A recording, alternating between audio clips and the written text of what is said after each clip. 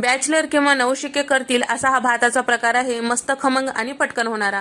त्यासाठी इथे मी मध्यम आकाराची पालकची जुडी, मुठभर कोथिंबीर घेतलेली आहे, आपल्याला उकडून घ्यायचे। सोबतच यामध्ये 2 मध्यम आकाराची कांदे, 3 ते 4 हिरव्या मिरच्या आणि 3 बदाम, 4 काजू इथे घेतलेला आहे, 1 इंचाचं आलं, 8 ते 10 लसूण पाकळ्या यामध्ये टाकून घेतलेला आहे, 3 ते 4 हिरव्या मिरच्या सुद्धा टाकून घेतलेला आहे।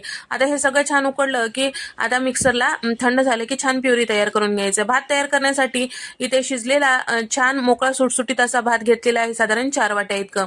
कढईमध्ये तेल टाकून घेतलेलं आहे, लोणी टाकून घेतलेलं आहे, शहाजिरा टाकून घेतलेला आहे, चक्री फूल आणि मोठी वेलची, हिरवी वेलची, दालचिनीचा तुकडा आणि त्याचबरोबर तमालपत्र सुद्धा टाकून घेतलेलं आहे। यामधले एखाद दुसरा खडे मसाले नसेल तर काही हरकत नाही। मुठभर शेंगदाणे टाकून आणि त्याचबरोबर बटाट्याचे काप टाकून छान कुरकुरीत होईपर्यंत, हलकसं नरम होईपर्यंत बटाटा परतून घ्यायचा आहे। तर इथे आपलं हे 1-2 मिनिटांमध्ये छान परतून झालेलं आहे।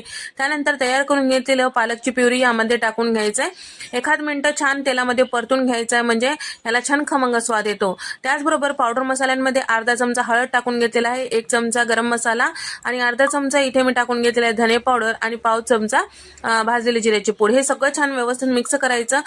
जे शिजवून थंड केलेला भात आहे ती यामध्ये टाकायचं, गरम गरम कधीच टाकायचं नाही, थंड करून मग टाकायचं। चवीपुरतं मीठ टाकायचं आणि साधारण 2 चमचे इतकं लिंबाचा रस यामध्ये टाकून घेतलेला आहे। सगळं छान व्यवस्थित मोठ्या गॅसवर आपल्याला 1 मिनिट परतून घ्यायचं आहे, छान असं कमी गॅसवर 2 मिनिटं वाफून घ्यायचं। तयार झाला इथे आपला मस्त चटपटीत आणि खमंग साधा सोपा पालक राईस। कोणालाही करता येईल, डब्यासाठी नेऊ शकता, नाश्त्यासाठी बनवू शकता, पोटभरीचा हा प्रकार आहे। नक्की ट्राय करून पहा व्हिडिओ